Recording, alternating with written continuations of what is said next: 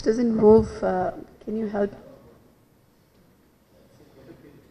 Infrastructure doesn't work. So I'll quickly, so if you were to look at technology platform, there are so there are three kind of stakeholders which essentially are bothered about technology in the organization. One obviously is the decision makers. The second is the process owners essentially, and third are employees. If you were to kind of map out the technology on these three legs, what essentially they are looking for and what they are getting is a pretty contrasting thing, and I'm sure you guys have experienced in your organizations as well. So what this guy needs. So he needs a complete, smart, intelligent, insightful data, and what essentially, the person gets is just reports and dashboards. I'm not sure how many of you agree, but for example, you're sitting in your, executive council and you're preparing for that presentation, and you go back to your team, asking about, I need to have some insights presented on, workforce of my organization. What actually we get is HR reports, a headcount report, what are the various at levels, grades, what is the, if you ask for a talent pooling, what you will get is, how many are top performers, etc. So instead of getting those insights, we are only limited, our technology only gives us, those reports only. And what does a process owner essentially get? So as a process owner, let's say, you manage the entire talent management function. And what do you get from your technology right now? You get a data dump essentially. And what essentially you're looking at is an integrated view. So you would actually like to have, how do I plan for my succession planning? So it should actually, somebody in the panel was saying yesterday, they actually get data how many, top performers are likely to happen in the next quarter or 6 months, for example. I think there's a lot of data crunching, a manual work and a process you do. Your technology doesn't give you that. And obviously the employees. So these are the ones I think which get the most impacted, because between decision makers and process owners, I think we have the hands and the legs to kind of, make sense out of data, get, the reports and the dashboards and, the analytics which we want. But employees actually are only driven by compliance in today's technology. There is really no usability. And let me pick up the instance of a leave and attendance system. The guy has the fear of the system that if I don't punch in my leave or attendance, I won't get my salary paid in the right fashion, etc. You don't bring the employee to the platform, just for the users, the way we log into a Facebook. The employee does not want to get into an HRIS system daily and, be there, spend even 5 minutes there. The person just logs in to punch in the leave and attendance data. I think that's where the entire technology leverage would happen in the coming 4 to 5 years, because Facebook-like platforms will make you more connected, and the entire mystery around employee engagement. Technology is where I think we should look at to kind of build it as part of our overall value prop. The employee value, the legacy employee value proposition will have to change in that sense. So having said that context, so what essentially, I see that how does the platform will look like? So I believe, Jeet did mention about, the ERP. So as per me, the enterprise resource platform is only about managing data. So what we have done is, about 10 years ago they came up. They beautifully, sold up the entire enterprise resource planning platform. I wonder why they're even called enterprise resource planning platforms.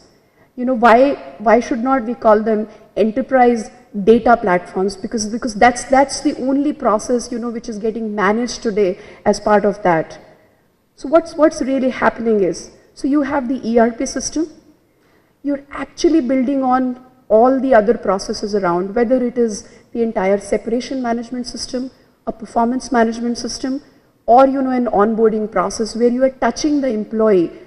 It's all actually built around the entire ERP platform, because that's where you are driving the usability and the process as well.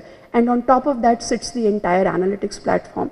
So, you know, nobody is using that term. It's essentially, you know, we love to, it should be called a smart enterprise platform rather than an enterprise resource planning platform, because that's not what HR wants. That doesn't service the employees. You're only servicing HR through. So instead of calling it HR platforms, we should move to workforce platforms, because employee then comes at the center. It's not the HR data at the center. So that's the shift, I think, essentially, which will happen, that, you know, you need to move from HRIS system to workforce planning systems, because, you know, that's where the employee will be the key thing. You will drive the experience of the employee rather than being bothered about data itself. So these are the challenges, you know, if you were to go through the central box I was talking about, you know, I can't get my accurate head count, you know. Do I, you know, get the right time data, or do I get dated data, for example? So, you know, these are some of the challenges we've heard from yesterday to today. There are certain questions which were asked by the audience. So how do we kind of, you know, get past this? So these are the three levels of data, you know, from an HR analytics. So you have standalone HR data, which is only, you know, talking about how is my head count, how does, you know, my employee perform, etc. Then you have to integrate it with, that's the second bit, you know. So you have data lying across the organization. You have a performance data, you have productivity data, which is lying in your sales CRM systems, or it's lying, you know, for example, in your the overall, you know, financial planning system. So there is that set of data which is lying there. And then thirdly, that's what essentially, you know, we should move to, that, you know, we should be able to combine these two data sets and then get on to, you know, the analytics piece. So let me take you through a visual, you know, how do we do it? So right now, all of us from an analytics standpoint are between data and hindsight. Let me pick up a recruitment example. So data is, you know, how many positions I have. Hindsight is how many people average on a month-on-month have joined me in the organization. So most of us, the analytics is only based around data and hindsight. So hindsight is what has happened, and data is actually the raw absolute data which you have. The other two legs, some of us do it in some function. Performance data we will do insight, you know, that why did this happen, you know. For example, why there are 20 percentile in the bottom performers, for example. But the last leg, which is the foresight, what would happen or what should happen essentially, maybe going forward in a quarter or on a 12-monthly annual basis. So I think those are the two legs which essentially are going to drive the HR performance and the technology leverage as well. So data and hindsight needs to move to insight and foresight, and how you can do it is essentially. So all the other functions besides HR have said that ROI of 250% on predictive analytics happen. Only 4% globally is being used in HR for predictive analytics. So that's the kind of learning curve we have to go through from an HR standpoint here. And this is what Gartner speaks about. Sorry for the small font, but this is the kind of, you know, the chart which they draw in terms of, you know, how technologies go through their natural evolution phase. On the left-hand side of the bottom, you actually, you know, start with adoption, and then on the right-hand side where you see a plateau, that is, you know, the plateau of enlightenment. You've used the entire, you've gone through the curve of disillusionment, and now you're coming to the curve of enlightenment where you're actually using the technology. So prescriptive analytics right now is on the inflated expectation curve right now. And it will take about 4 years or so to reach that scope of, you know, the slope of enlightenment, where we would be able to use it across the HR function, get an integrated view from not only from HR data, from business data, social and the mobile data as well. So that 4-year curve, even Gartner is saying, but I think this is more US centric. I would say from an India standpoint, we should move from, you know, a no phone to a mobile phone. You know, we should skip the landline journey, you know, which US has gone through, we could quickly adapt, because if usability and experience is put at the front, I think we can quickly hop over the plateau and will not see that disillusionment plateau curve there at all. So how do we do it? So I looked around, is there any India example we have? So we actually, got inspired from what has happened in telecom to an extent, and what aviation does. So I'm going to kind of, take you through that. So you have large network operation centers in telecom, somebody like, Airtel or Reliance manages their infrastructure across, they analyze every bit of data, which happens in their operations. So what we said, why can't HR do something similar? And why? Because, I disagree with Jeet there. I think we have tons of data which we really, fill up the forms, put it in the personal files, and really don't do anything with that data at all. So I think that data needs to be tracked and analyzed, because you are as good as, it's garbage in, garbage out, essentially what we are doing right now. So that data needs to be monitored and tracked.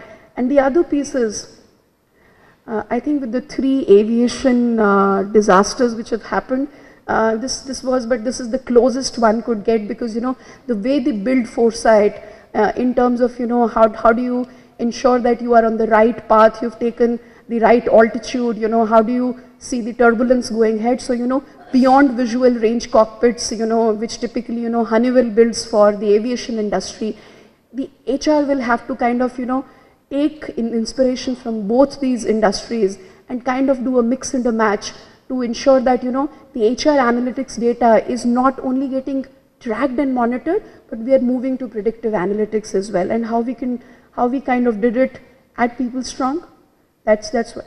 So there are about 18 sub-processes, 18 processes, mother processes in HR, which can be tagged to about 320 sub-processes. So if you were to look at it, those 320 sub-processes, if you were to merge with some business data, which is, coming from your sales, from your operations, and from your finance, and, combine it, run it on a big data platform. Big data, again, is, a lot more ambiguous, but we have a lot of social and mobile data, which could be integrated, especially from a recruitment standpoint, and from how do you study employee behavior, and put that into perspective. And that's where, that combination will be able to give you not only data and hindsight, which we are seeing today, it will take you to foresight and insight. And I'm going to give you an example, how does this turn. So I've taken a recruitment example. So data, for example, could be your assessment scores, how many positions did you fill. But, hindsight is, how much fulfillment you have done month on month. There is a RAG report you could publish, against those metrics around them. Insight really is, for example, as simple as what is your CV adequacy ratio. That builds predictability for you. It gives you the insight, that what has not happened well in the process. Or, your pipeline and funnel ratios. And that can only happen through technology. You can't do a physical and a manual process and build the insight and the foresight both. Foresight, for example, insurance industry and, operations industry loves this term, for example, Manning percentage, that how well I can forecast that how much my manpower is at a particular branch level or at a retail operations center level to ensure my sales revenue can be predicted and forecasted well. So I think those are the kind of numbers you can, get to in terms of insight and foresight once you have put the entire data into technology and you have the right algorithms built there as well. This is again a hindsight example, how you could, only study the efficiency, but hindsight will only take you to efficiency, it will not take you to experience. So this is another, how does a demand supply forecast happen? How do you build data and, kind of predict, what is the kind of numbers, churn, etc., and build it to an algorithm model on your technology. This is again, so the foresight, somebody talked about the multiple regression equation, so this is one of, a live Six Sigma project which can happen on technology. This is a classic Fishbone, all of you know. So there, we looked at, a candidate profile, what is a positive and a negative profile. For example, what works well, what will not work well for the organization. And we went to very, very basic tenets because, devil again and the God also lies in detail.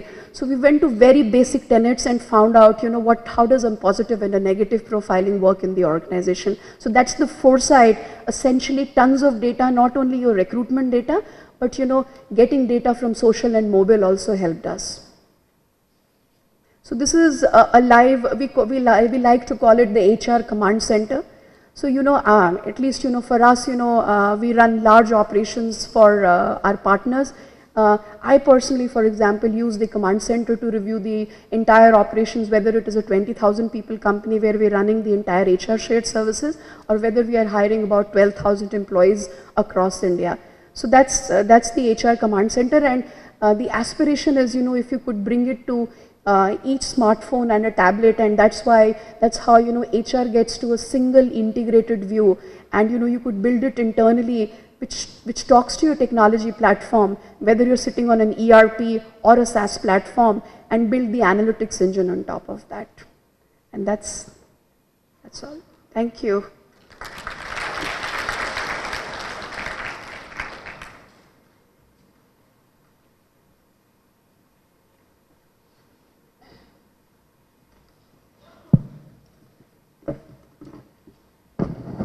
Ladies and gentlemen, you heard two excellent presentations, very insightful and informative and very interesting. So I'm not here to sum it up. I think I'll just pick up one or two aspects from what they've said and try to ask them. Based on that, I will leave it to the house to, if you have any questions, please feel free to ask them, and we encourage you to ask some questions, please. To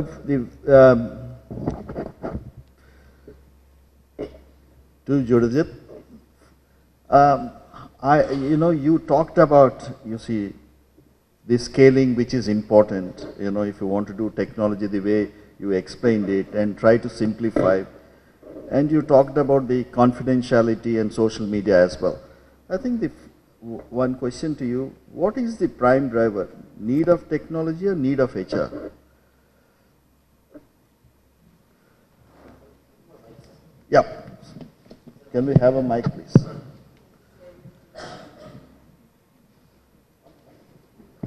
Leave the one here.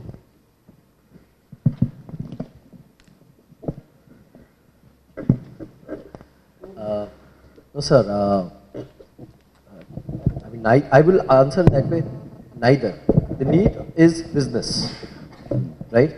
So there is a role that technology plays. There is a role that HR plays. But if you have to make me choose between technology and HR, in the sense that if I want to explain HR as helping employees succeed, or HR as cultural alignment, then obviously HR would have precedence in that context, in my view, right?